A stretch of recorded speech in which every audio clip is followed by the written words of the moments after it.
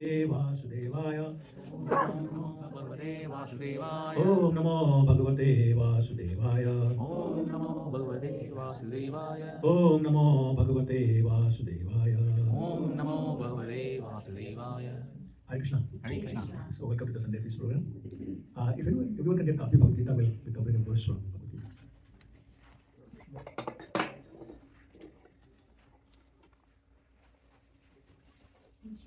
So we'll be doing chapter 2, text 14.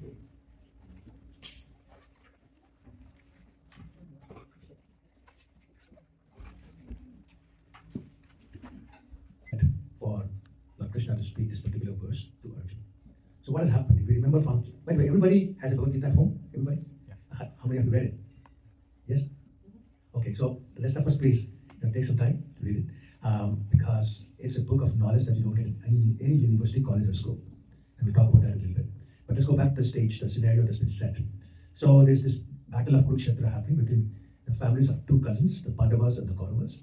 There's actually 640 million people who have gathered together in this battlefield. And one of the main characters is Arjuna, to whom Krishna is speaking. The Bhagavad Gita is spoken by Krishna to this person, Arjuna.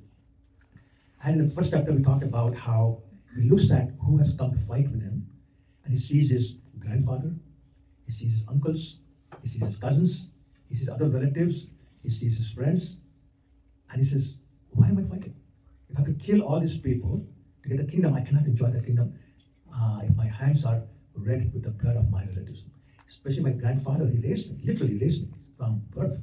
My teacher, Dronacharya, he taught me everything I know. How can I do that? And he talks about a few other things concerning about society and families, etc., etc. And he says to Krishna, I'm not fighting. So imagine in the middle of the battlefield, all the armies there, ready to start, all you have to do is blow your conch shell and say, I'm sorry, Krishna, I'm not fighting. And he's sweating, his hair standing on end, his body's trembling, he says, I don't have the strength to pick up my bow. I'm not fighting. Now, Krishna thought maybe 45 minutes to take Arjuna from saying, I'm not fighting, to I shall fight according to instructions. And that in between that 45 minutes is Bhagavad Gita. So let's understand why Arjuna is so confused. And why is he in such a state of depression that he's saying, I can't even pick up my bow? So two things. So one is that when we understand the purpose of whatever we are doing, then there's motivation to do that work. And the greater the understanding of that purpose, the greater the motivation, the greater the will, and the greater the desire to perform that activity. But we're not convinced of the purpose, it's kind of hard to do. So that's what's happening to Arjuna right now. He's saying, I thought my purpose here was to fight. But I can't fight with my relatives, especially those who are so close to me. So he's not convinced of the purpose anymore. Then there's another thing. It's something called duty. Now, depending upon who you are, or who you think you are, you have certain duties. So for example, if I think I'm a father, then I have certain kinds of duties towards my children. When I think I'm a husband, I have different kind of duties towards my wife. When I think I'm the boss of this company, I have different kind of duties towards my employees and my clients, etc., etc. And we all have multiple, what you call roles. We perform that. All of us have multiple roles. But sometimes we confuse our role with our identity. So what is our true identity? Anybody? Spirit soul. We are spirit soul. Because the other roles, they belong to our body. Right? The problem is that we all think we are this body. Some of us know, quote unquote, know that we are spirit soul. So they're both our reality. For those who don't know we are spirit soul, they have only one reality, this body, and then different roles to do that. But those of us who are kind of exposed to Krishna consciousness, we have read Bhagavad Gita, have Bhagavad Gita at home, we kind of have a feeling that, no, we're spirit soul. What does it mean? We're not 100% sure what that means. So we don't necessarily act upon that. So therefore, we get confused. And when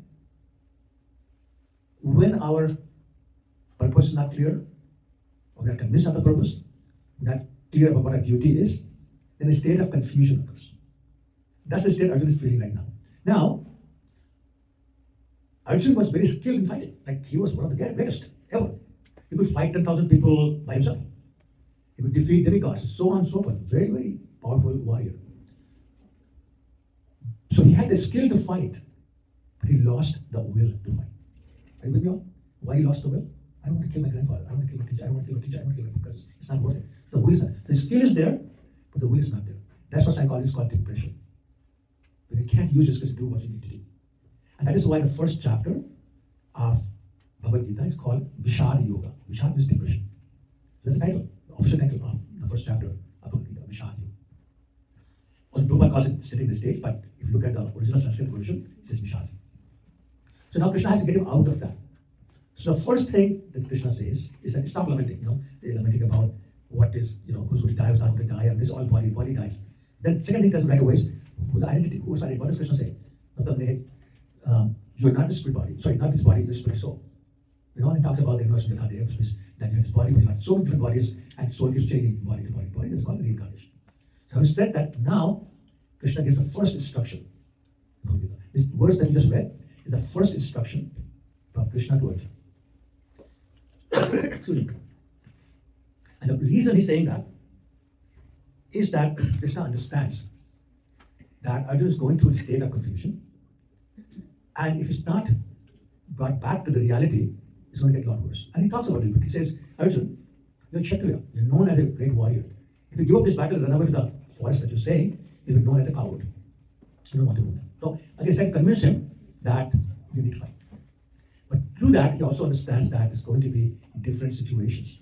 So the first instruction he gives is that Arjuna had to learn to tolerate what's going on. Now, what had happened to Arjuna?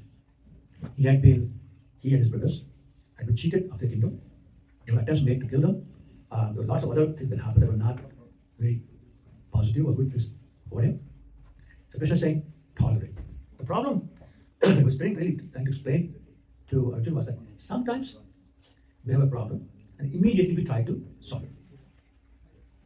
And in the process, we end up making, sometimes, the problem 10 times worse than it was to start with. So let me give an example. Does anyone know what a leech is? Leech, L-E-E-C-H? Yeah, it sucks blood. Yeah, it sucks the blood if you don't know. You're lucky if you never run into it. Because it really digs into your skin, it starts to suck the blood. So if somebody goes through that, the immediate tendency is to put it out. And they put it out. But the problem is when you put it out, the legs remain inside, the fans. So they hurt even more because now you can't get it out. Without an operation, there's nothing to pull. Everything's inside the skin. On the other hand, if you wait for a few minutes, tolerate that pain, then it automatically pulls out its fat, so it's done. That happens when you put it out through the way. So the waiting that few minutes saves you a lot of trouble. So basically, Krishna is saying the same thing. If you wait, and we think of so many other examples, we bring out all these so-called solutions to the problems. So let's talk about need to talk to people who are away from us. It's called telephone. And in the old days, not many people had telephone. One wouldn't buy properly. Now they discovered this cell phone, smartphones. Great, now I can talk to anybody, anytime around the world. But what's the problem with the cell phone?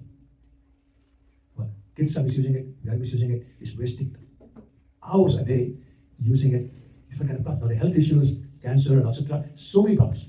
Just trying to solve one problem, which created so many other problems. Same thing with just about anything like vaccinations. We all know about COVID vaccinations. So many people got worse off after taking the vaccination than they were before. And the point being made is that it's better to wait, and understand what the situation and let it get resolved. And if you wait for a while, the solution that you come up with will probably be not causing other side reactions. So he's saying, Matra Sparshas to call there. Matra Sparshas means the sensory perceptions. So how many senses do we have? 5 only? Huh? 6. Sorry? 6 only? How about 11? Does anybody know what 11 senses are? It's a very fundamental education course today. Yes, knowledge gathering senses. So 5 knowledge gathering, eyes, nose, ears, etc. Right? And 5 working senses, hands, legs, etc. So, and then the 11 senses, mind. So we have 11 senses. So the knowledge gathering senses come in touch with what's known as sense objects. So for example, one of the knowledge gathering senses is eyes. So what's the sense object for eyes? Anybody? Eyes. So what's the sense object for eyes? Anything we see. Anything you see, form, any form. Right? So forms is that. What's the sense object for nose? Smell. Smell, right? Ears. Sound. Hearing, right? Skin. Touch. Right? So that's sense objects. So Krishna is saying when the senses come in contact with sense objects. He's saying the expectation normally is that it will be all pleasurable experience. But it's not a guarantee that every experience we have with our senses is a pleasant experience. Let's take one at a time. What is the eye like to see as a pleasant? Nice form, and beautiful, something nice. But do we always see only nice and beautiful things? No. Sometimes there are ghastly scenes. These days, all you do is watch TV, the war going on in Iran, right? I mean, I know more than 2,000 people have died, so many buildings have destroyed, oil tankers and oil storage areas. And it's oil raining because going up and then coming down. It's horrible scene, right? Not something to, but we have to tolerate that also, right? You can think of so many other examples. Similarly, let's talk about our tongue. What are the two functions of the tongue?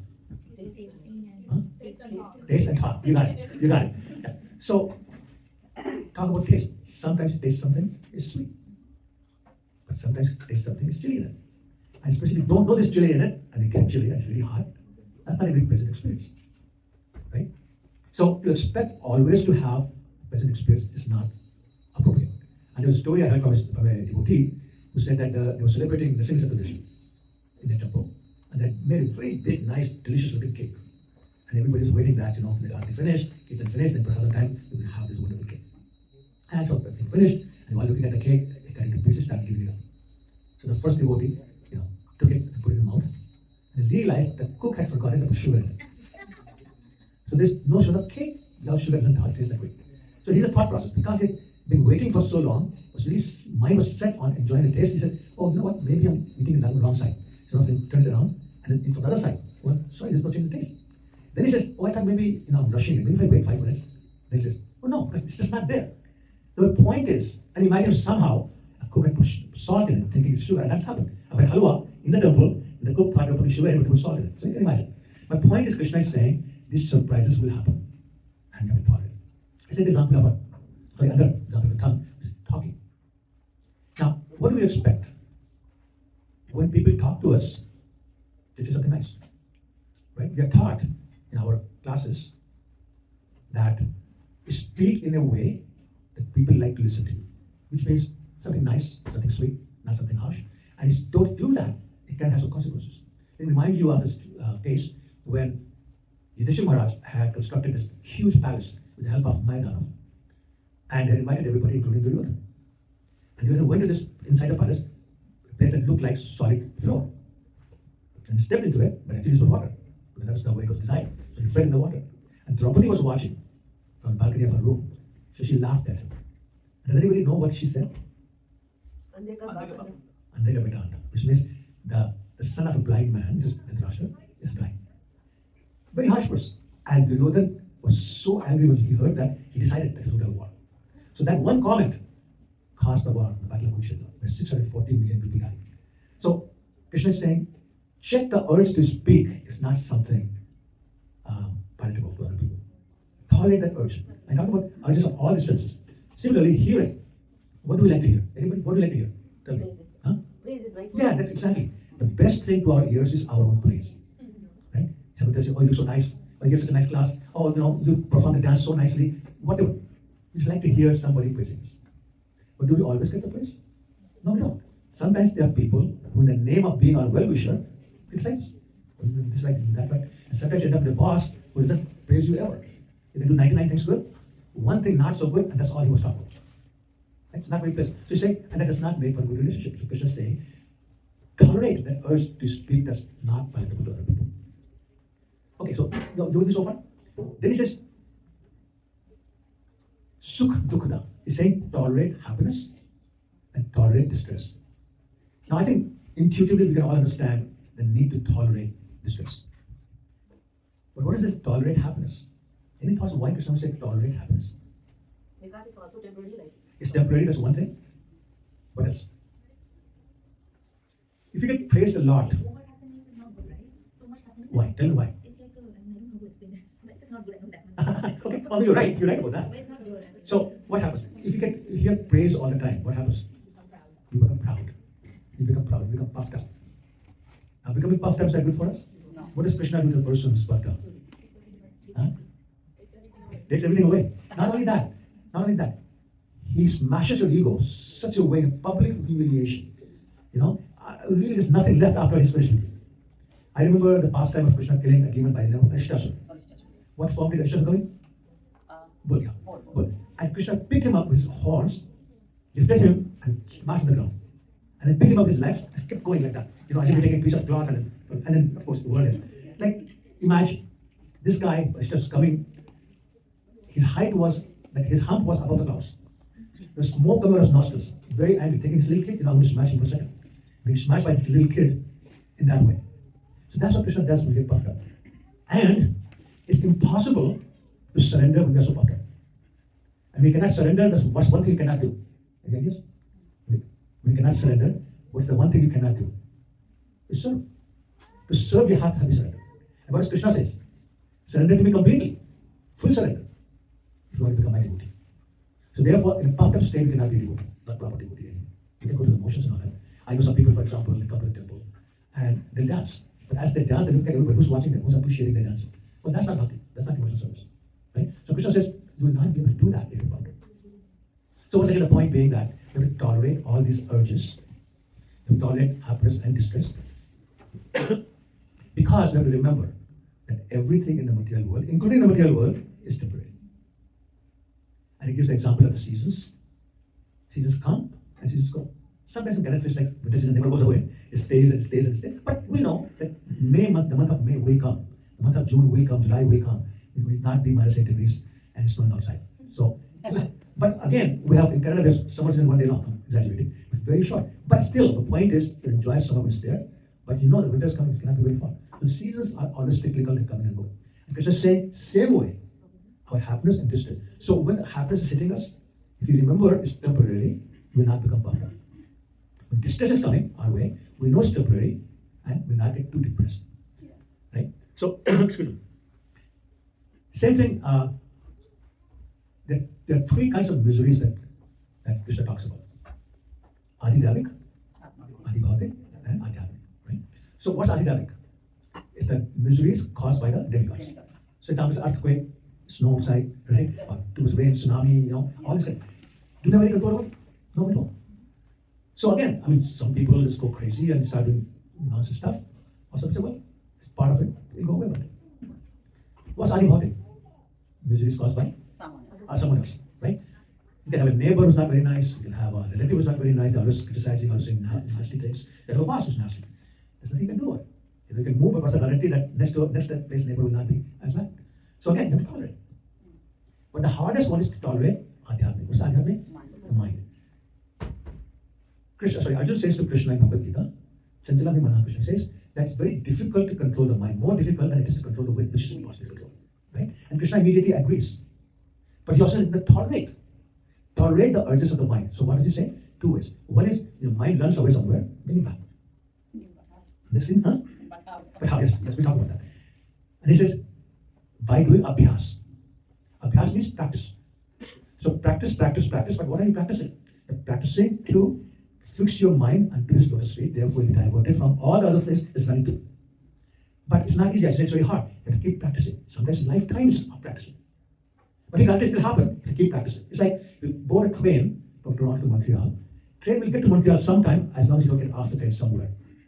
So we stay on this train of devotional service, we're guaranteed to have a point where the mind is fixed upon the lotus feet of the Lord. But you have to keep practicing. That's the remedy he's saying. But if we transcend the urges of the mind, the life becomes a little bit easier. Not that the problems go away. There's a very wonderful story given in Bhagavad, 11th canto, where there's discussion about a man known as Avadut. Avadut means a carefree person, don't care about anything. So King Yadu meets him and says, how did you get to this point where you're just so carefree? And this person says that, I had a family, I was very rich and all that, my family became very nasty to me, and I had a lot of troubles and all that. And I was having a discussion with myself. And I said to myself, perhaps I'm having all these miseries because of my karmas. Then I realized, no, that's not it. I was wrong to think that. Then I said, maybe my troubles are coming from the demigods who are not very happy with me.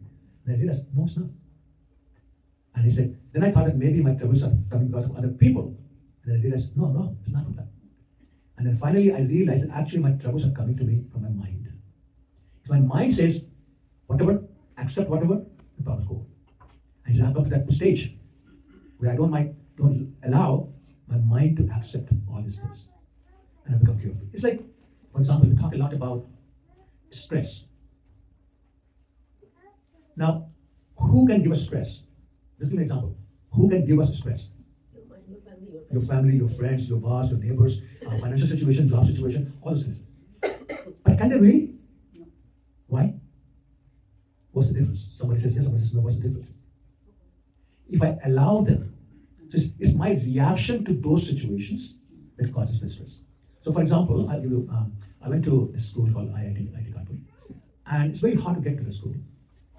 And we had friends who would be crying, saying, I was topping in my school, I was topping in my problems, I came here, now all I did is C in my subjects. And they would cry. And lately, in the last 20, 30 years, about many situations, people come to suicide, students come to suicide. You get to the top of school and they come to suicide. On the other hand, I had some friends who were failing 2 or 3 subjects every year. And they'd be happy, laughing, and having lots of fun. And you say, why? Why are you doing this? And why aren't you worried? Listen, and one of them said, listen, my job was to get into the school. Now it's the job of these teachers and administrators getting out of the school. Let them do that. I'm just happy I'm here. And I'll tell you also, like, I graduated in 1969, so that's 57 years almost. So all my friends retired and all that. But I did a quick mental survey, and all those people who were getting C's and maybe some B's did actually better in career, on average, not everybody, but on average, than those who were getting A's. So my point is that these people who were not getting all the A's knew something that those getting A's did not know. Right? And that is what the urges of the mind means. Train our mind. It's accept. Accept what it is. Have your priorities. Then the mind, the urges of the mind will not bother us. Okay, is that clear? Okay, so that's your. One other thing that I just remembered, we're talking about Abu Dhabi. So the first time I went back to Canada, I lived here 4 years. So I went to Canada, India, and it was November. The winter just starting there. And people are saying, well, you come from Canada, the cold country, then you will not feel any winter. No cold for you. I go, well, there's a difference. Yeah. The difference is there, the floors are marble or concrete. The walls are bricks, right? The windows close, but they close enough to stop the sunshine from coming in, but they don't stop the wind from coming in. The cold actually gets into your bones, and no matter how many layers of quilt and some kind of sweaters you put on, you still feel cold. And then you put heater on, and in India, the fuse blows because heater starts to strain, or sometimes the heater stops working. But the people who never left India, they're walking around in one sweater, they're happy. What's the problem? The problem is they used to tolerating that, and I became unused to tolerating it. So Krishna saying again, tolerate. Life will be better if you tolerate it. And of course, he's saying that whatever it is, whatever situation you're in, is temporary because it's the nature of this material. Whatever situation you have, good, bad, happy, not so happy, stressful, whatever, it will go away. This too shall pass. And just knowing that is a lot of consolation and it stops us from getting depressed. Now, another thing is that Krishna says, Mata Spashastu Kaunteya. What does Kaunteya mean? Son of Kunti, which is Arjuna. So why is he doing that? Actually, you notice that if you go to different verses of Gita, Krishna calls Arjuna by different names. So does Arjuna call Krishna by different names, right? But there's a reason why that particular name is chosen in that particular verse. So that's what we'll talk about. So why did Krishna say, Mata Spashastu Kaunteya, Shitoshas Gopita? Because he's reminding him, who's your mother? Mother Kunti. Now, let's talk about Mother Kunti for a second. She's like his sister of Vasudeva. She's a good princess. She got married to Pandu, the king. But Pandu died very young. So she became a widow at a very young age. Now imagine a widow raising 5 children. Not that easy. In an environment where the caretaker king, all he wants is yours to dead.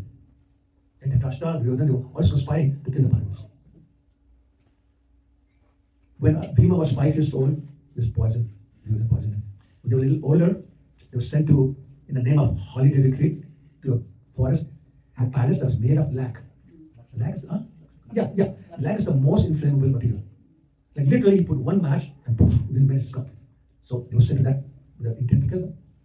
Then their whole kingdom was taken away from them in the name of gambling, where they cheated. They were exiled for 13 years. And also some other things happened. She tolerated everything. And then she tolerated the whole battle of Kurukshetra, where her grandchildren died. Right? Other relatives died. And the lives of her children were always at risk during the war. So all those things she simply tolerated. And when Krishna was leaving Hastinapur to go back to Dwaraka, she offered him a wonderful prayer in the first canto of Bhagavad. And in that she says, Bhavatam darshanam yatsa bhav praho apna. She's saying, my dear Lord Krishna, please make sure that I get this miseries again and again and again. Now is she crazy? No. She's crazy? No? Then why is she saying that? Who here will ask Krishna, please give me more miseries all the time? Raise your hand, please. Okay, there's one person, crazy person. Okay.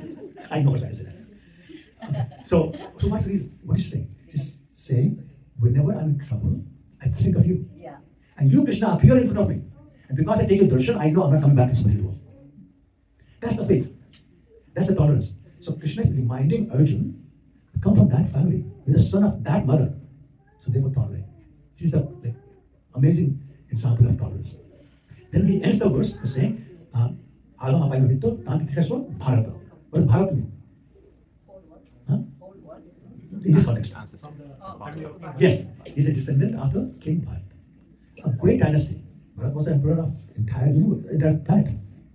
And so great dynasty, great what's the word I'm looking for?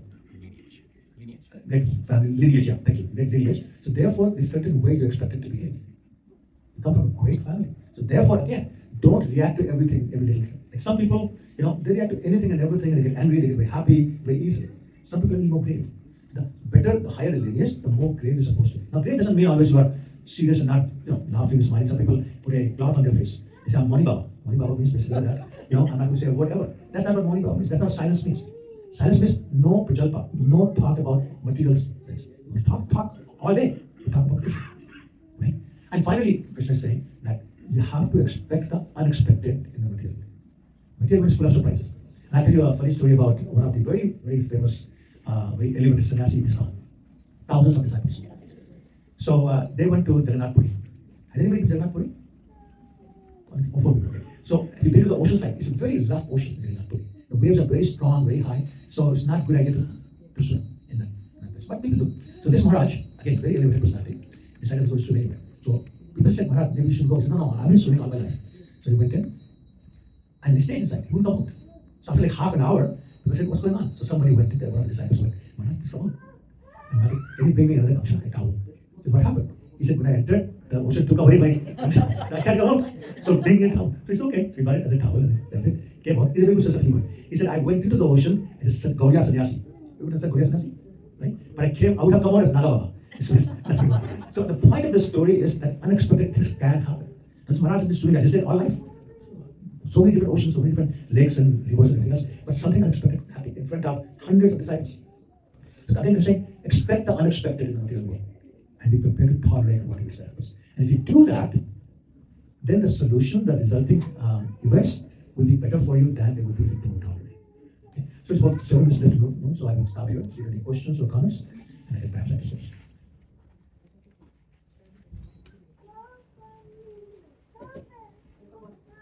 Yes, sir. So you were talking about the reaction. So how we can control the reaction? Sometimes in the spur of a moment we say something, we react quickly. So how we can practice of slowing that reaction time? Yeah, that's a very good question, because that's what happens in the world. Many wars, many battles in the family, friends happen because we cannot control our anger, we cannot control our emotions, and we say things or we do things that we regret later on. And it's really literally being aware of the effect of the reaction on you, other people, and the subsequent events. And that's the whole point of this particular verse, which is saying, please tolerate for a minute. So imagine you receive an email and you're really angry with what it says. If you reply immediately, it'll be a very angry email back. And chances are that an hour later you say, why did I write that? And the problem with emails is once you send it, you cannot unsend it. There's no unsend. Unless you do it right away, which is even a new feature, but an hour later, it's gone. Similarly, if you say something to somebody, there's no unspeak. You said it, you said it. You cannot say, oh no, I unsaid it, I take it back. It's too late. You cannot take it back. So we regret. So I think if you're aware of the potential impact of our not waiting, not tolerating for at least for a few minutes or whatever, a day, then it will get the consequences. So being aware of that, you have to practice. And that's what I said, you have to practice. You say, I don't want to make the problem worse than it is today. I'll tell you, I cannot tell you too many details, but there is a couple in Toronto who came to me for advice because they're about to split.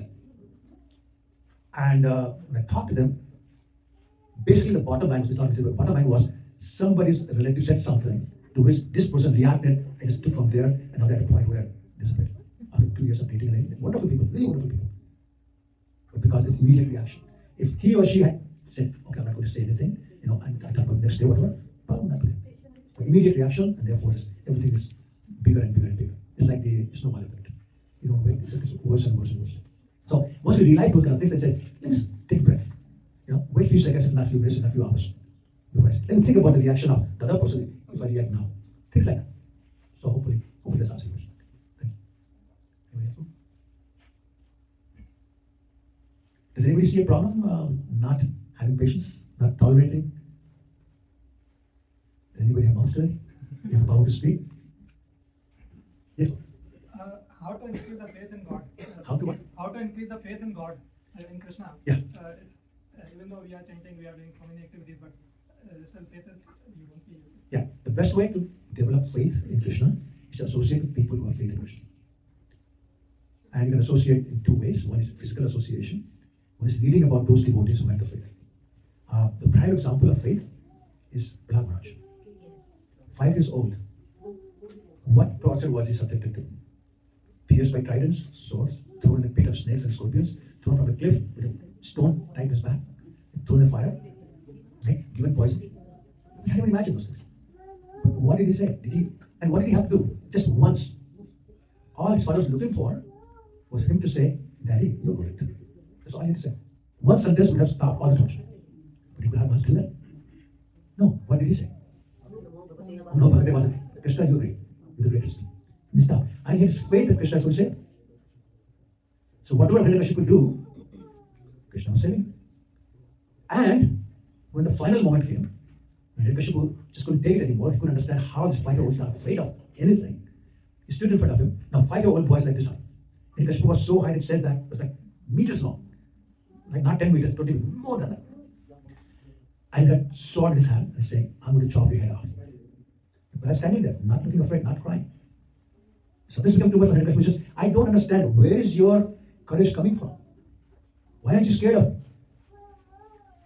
And Prahlad said, my courage, my strength is coming from the same source that yours is coming from. At which point, he said, where is that source? Where is your God? And then Prahlad said, he's everywhere. Then he pointed to the pillar. Is he there? And he specifically pointed to that pillar because Hiranyakashipu was personally involved in the construction of that palace and that pillar. So he knew there's nothing inside. So he said, is he there? And Prahlad Maharaj, with his faith, could actually see Lord sitting inside the pillar. With full faith, he said, yes.